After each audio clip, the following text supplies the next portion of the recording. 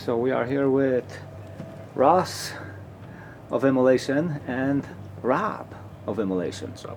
Okay. How's it going? You got a new album out. Tell me about the new record. You want to show it? Sure. Even? Sure. Okay. We conveniently have it right here. That's right. There it is. Acts of God. It came out on the 18th of February when the tour started, and we're happy to be out supporting it. We're happy it's finally out. Took a couple of years to get it together, and then we had pandemic to kind of waste more time. Yeah.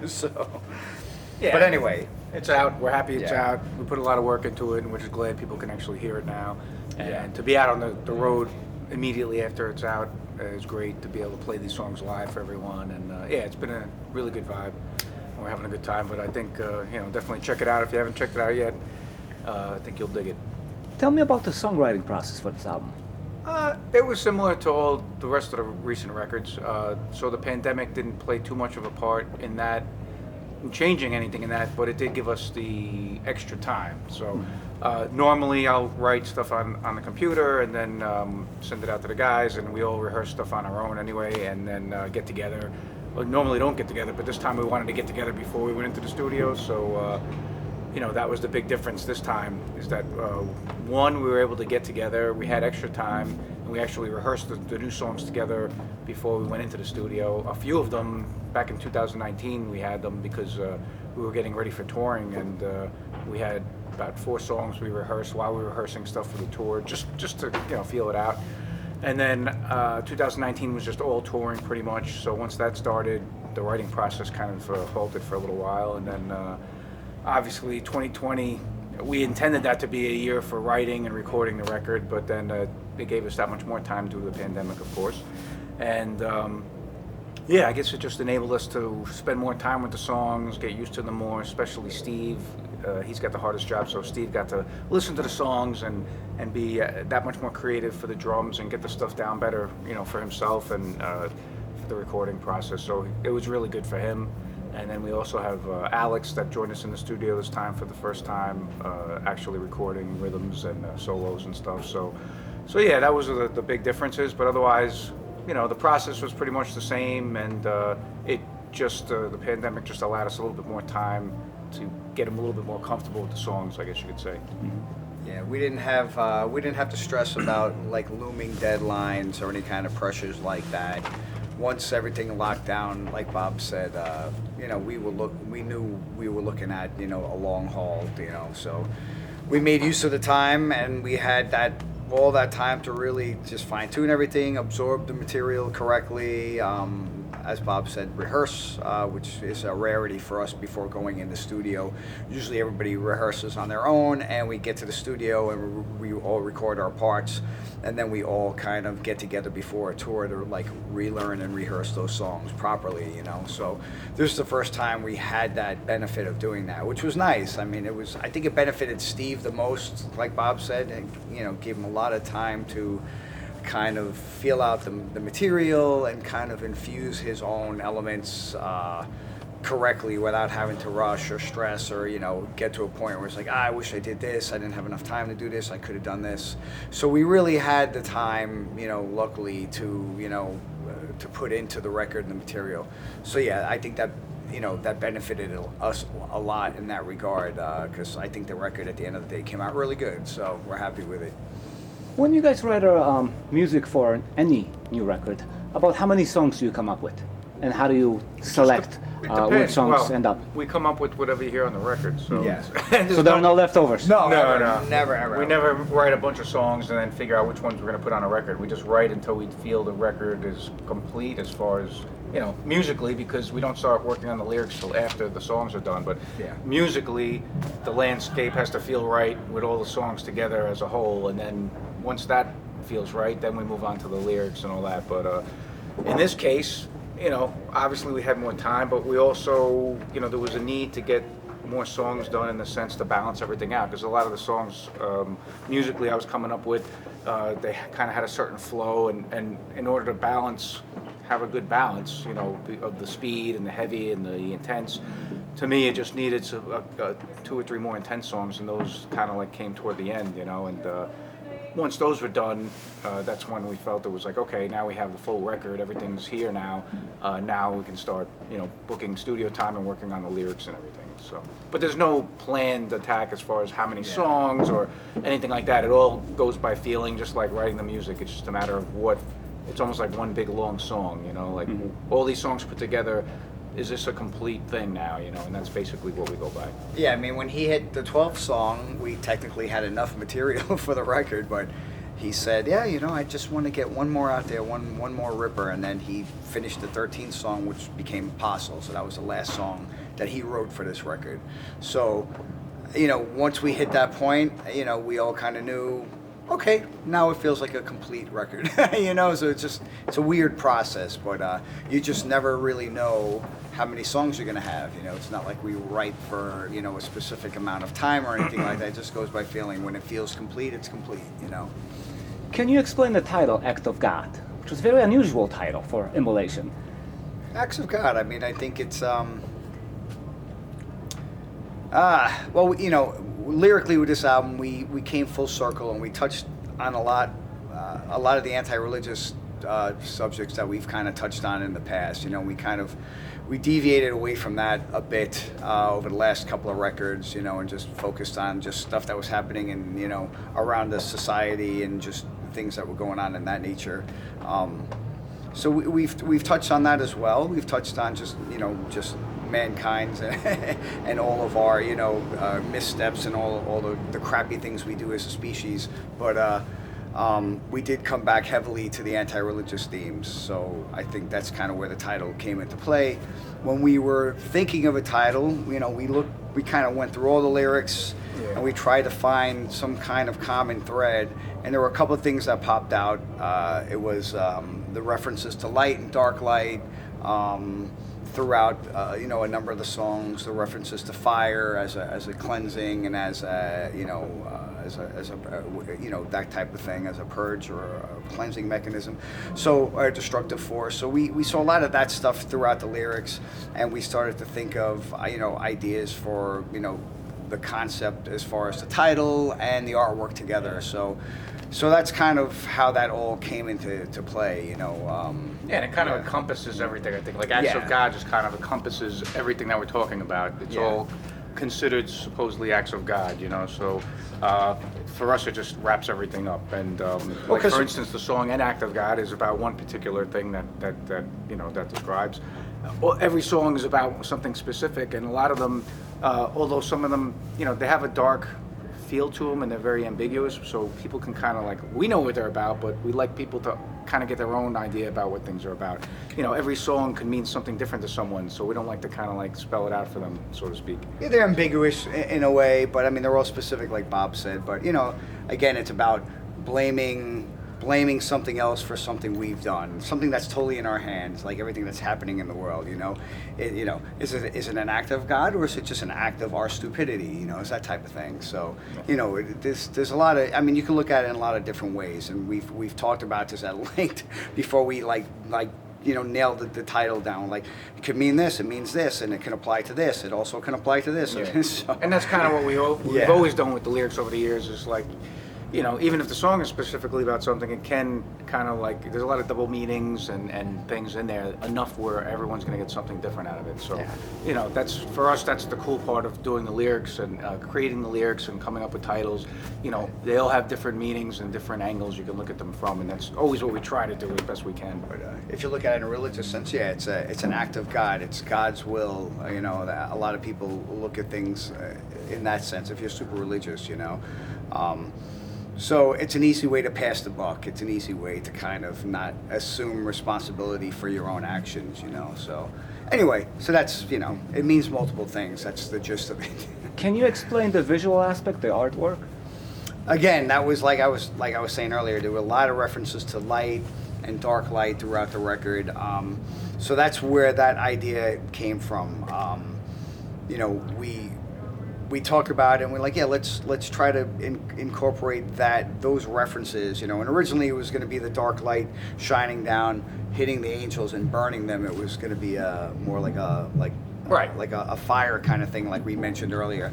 But when we contacted Ira and the artist, who did an amazing job. He said, hey, why don't we try this and have the dark light kind of coming down and like almost like melting the angels, So it's almost like that, that disappointment in something you've believed, your whole life, and to see that it's not really what it is type of thing, So anyway, so that's kind of the gist behind it, But visually, I thought he did a great job with the whole cover. I mean, when we sent him our ideas, we kind of wrote everything down.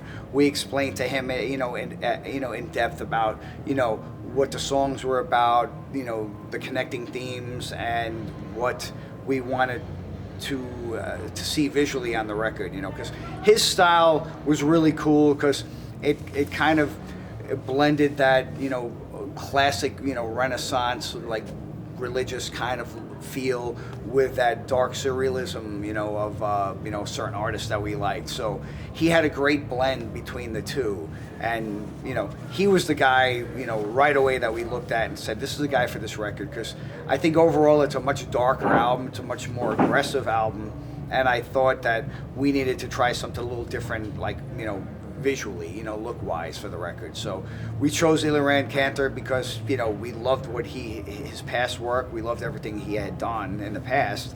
And he was certainly on our radar for a while now. So this was just the right opportunity to use him. And, I think, frankly, he just knocked it out of the park. He just created something that we were kind of visualizing up here, and he just brought it to life.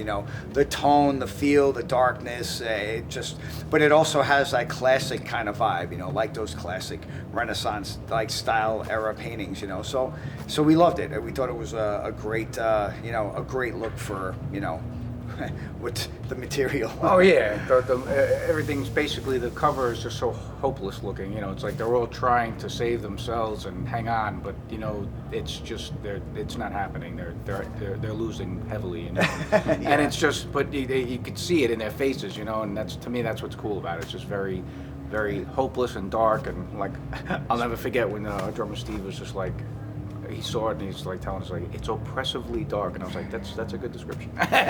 So it's cool, it's just really, it has that, just the vibe that fits the music, and especially I'm sorry, I didn't mean to interrupt, especially after what we just came out of, for the last 2 years, what I'm saying, there was a sense of hopelessness and just like, what the fuck is going on here? So that kind of like captures that whole vibe right there, that album cover. So. Mm-hmm.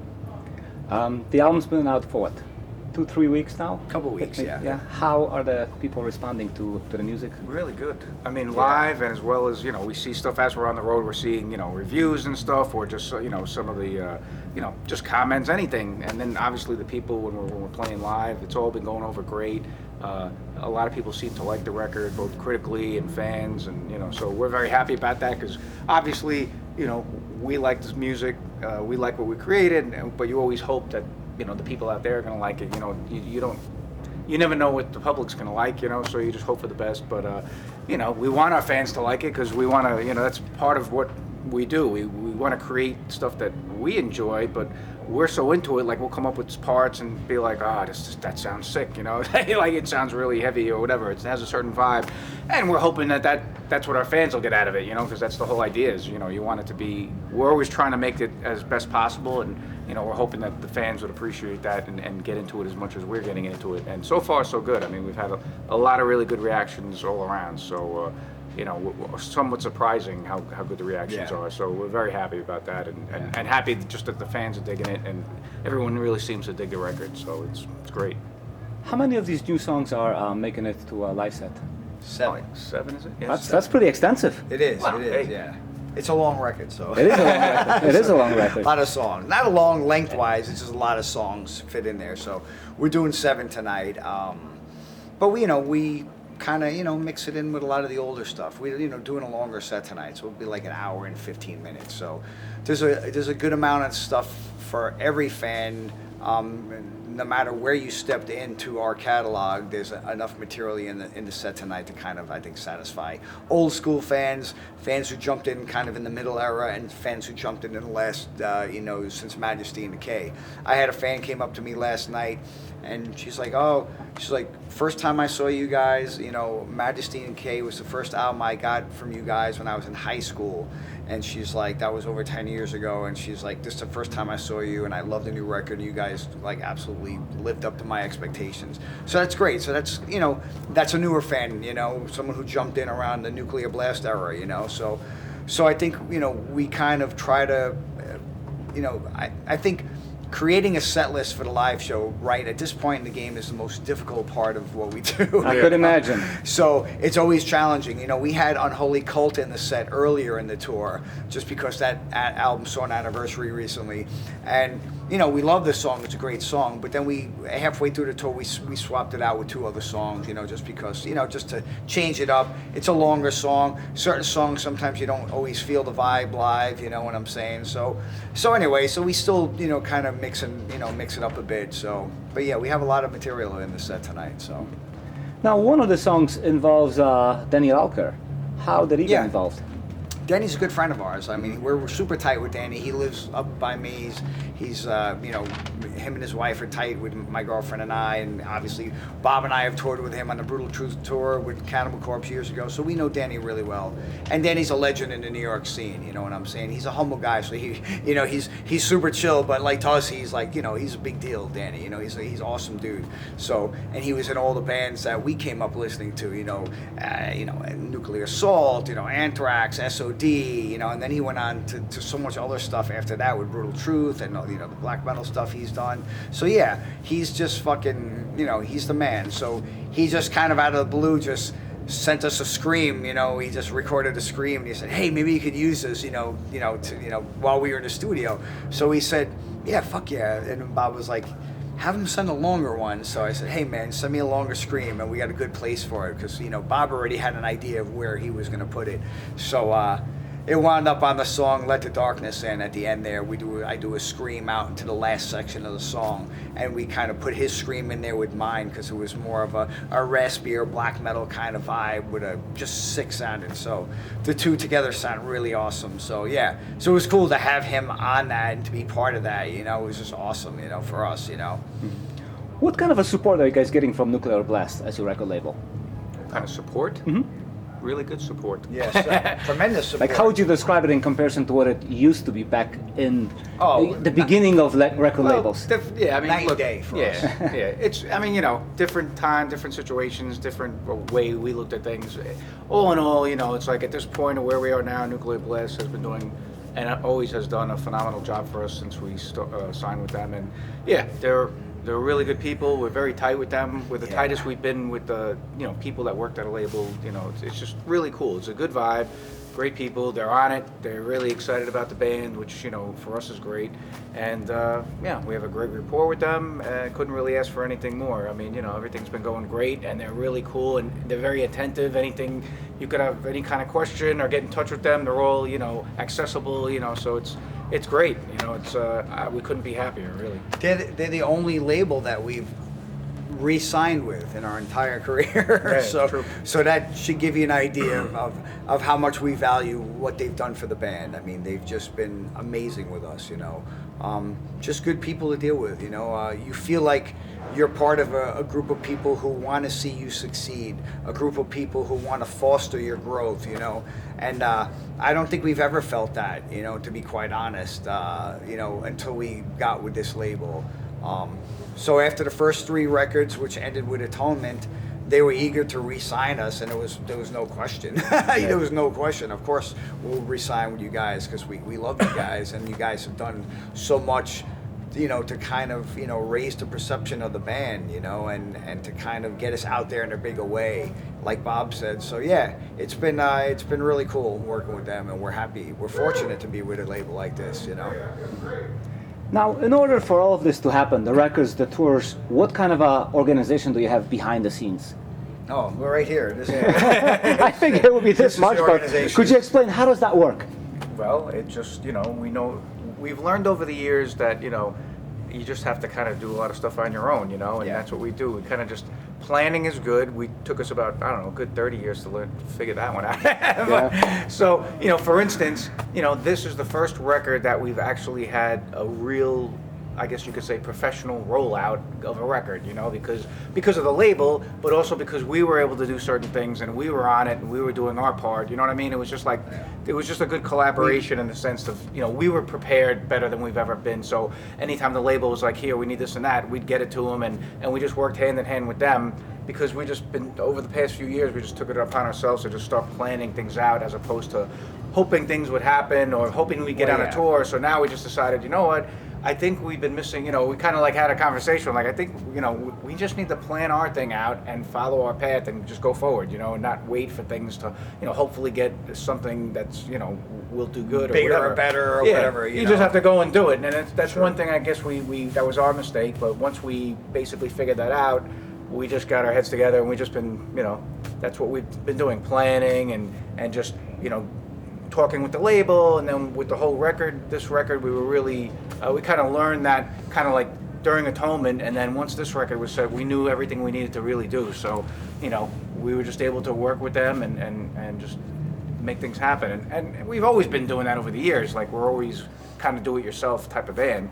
But now it's like we've taken on a sense of a more, I don't know if you want to call it managerial kind of Well, that's role, exactly what it you know? is, pretty you know, much. It's just kind of like now we're saying we're making the plans, we're trying to make the decisions and figure out which direction we got to go, and being attentive about that, because to be honest with you, up until this point, before that, we were working full-time jobs and everything, so that's why that made that kind of a thing very difficult for us to do. Sure. So now we're doing this pretty much full-time, and you know, we have that time to plan and really think about stuff, as opposed to just things just constantly happening while you're, you know, working a full-time job. You're trying to do this at the same time and plan tours and do this and whatever. So that kind of like, I guess you could say, hurt us, you know. And then once we figured out doing it full-time, then it was just like, okay, what can we do now that we have the time and make things better and just keep going for it, you know? Because we were never able to do it 100%. You know, it was always like 80%, you know, or somewhere in there, you know. Our full-time jobs were just so exhausting and just ate up so much time, and you know, we didn't really have the time to properly invest in the one thing we really wanted to do for the last 30 plus years, you know. So when that finally changed and we were able to just kind of focus on this 100%, that's when things started to happen, because we were able to say, hey, let's shoot for this for the summertime, let's look for this, you know. And now we have, you know, all good people in our corner, you know, with the label, with our agents. Everybody's on the same page, and it helps that we're on the same page, you know. Bob and I are on the same page. The other guys, Alex and Steve, are on the same page, you know. They trust our judgment, you know, to kind of make the calls and to make the moves. You know, we try to make the right moves that are going to benefit the band in the long run, you know. We don't want to go backwards ever, you know. We've made a lot of stupid moves over the last 30 years, retarded moves, but we've actually have come to a point now where we learn from our mistakes, and we don't, you know, we try not to repeat them. We try not to repeat any of the stupid moves we've made, you know. But that's just, it comes from being green and you know, not really, you know, maybe not having the confidence we needed, you know. Not that we're cocky about it, because we're not, but I think we're more confident now in, you know, our goals and kind of where we are as people and as a band, and we know like what we want to, how we want to move this band forward. Yeah. So that helps to kind of all be on the same page and have that same vision, you know. I think you know, and having the time to do it, you know, it's because it's exhausting. It's like a 24/7 job, really, behind the scenes. Like the first 25 to 30 years was like you're just running through the motions. Although, of course, we were serious about what we did, and constantly that was our main thing. However, you know, there wasn't something at that time we felt, you know, we couldn't make a living from it at that time. So we always kept working our jobs and everything. So. You know, that's it. You just kind of like, you end up just get caught in that wheel of just, okay, we get the album done, get it out, get on tour, go back to work, blah, blah, blah, you know, and you're not really planning the next move, you know. So now we're kind of planning ahead and just, you know, kind of looking ahead, which we've just never done before. So that helps tremendously, you know, so. Yeah. And again, like Ross said, we have a lot of great people around us, both from the label, the agents, even people that are just friends that like to help us, you know, out of the kindness of their hearts, and it goes a long way. So it's like, you know, we've been very lucky for that. So, you know, it's just, we're in a good place now, and now it's just, it's a good feeling, and, you know, we're just trying to take things to that next level. Finally, both of you are the two most consistent members of Immolation. How would you describe your partnership?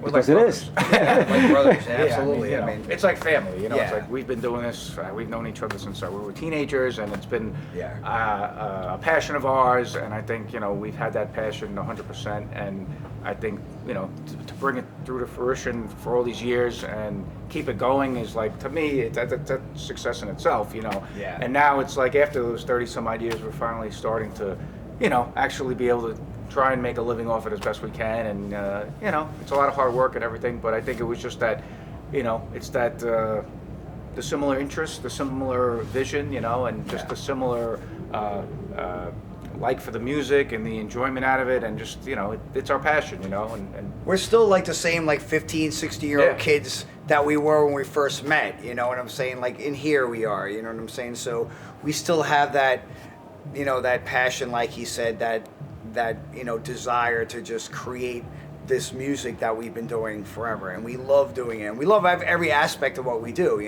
but we still have fun with it, we still goofballs, we still joke around, we have fun on the road. All Steve and Alex, they're the same way. We it's a good vibe, it's a positive vibe, and I think that's probably the most important thing. We're all brothers in the band. It's just like we finally have a lineup of people that are all like, we're all right here, we're all on the same page, and they're just good guys, man. So and the tour, for example, the whole tour package, this tour, we have all good people on the tour. We have a great crew, an amazing crew of good people, 2 amazing support bands of Mortiferum and Imperial Triumphant. So that goes a long way, that kind of helps, the parts that get, the grind, where you're just like, it can't be all business and all like, Yeah. So that attitude, that positivity, and that, just that still being kids in a sense, Yeah, what I'm saying? Old kids. that's what keeps you going. It's like you have to enjoy what you do and have a good Exactly. time, and everybody involved, like Ross was saying, all the bands on the tour, all the band members, the crew members, everyone's got to be on the same page, and they all are, and we feel very fortunate for that. And again, you just have to be in this, you have to enjoy this to be into it, because For sure. it's tough, it's not as easy as people might think, and there's a lot of hard work involved before you hit that stage, and you just have to have that passion and that love for it, and you have to have that positive vibe. You have to have that positive feeling toward it, and in the traveling and everything. There's so many things that we do that are involved, and you're around each other a lot and everything, and it's just like you have to like get along and you have to be positive. Otherwise, it doesn't work. And to us, that's definitely one of the most important things, without a doubt. Absolutely. Thank you. Thank you. Thank you.